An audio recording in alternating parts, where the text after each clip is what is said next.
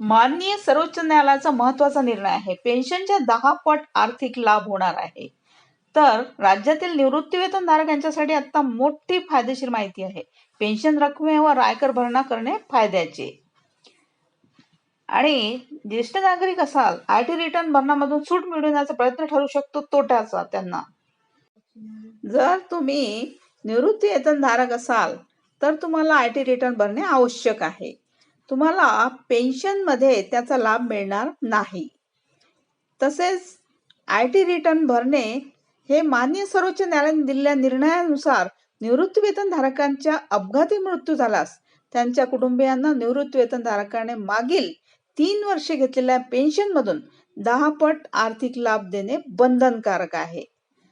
आणि पेन्शन धारकाने मागील 3 वर्षामध्ये आयटी रिटर्नची भरणा केले असणे आवश्यक आहे.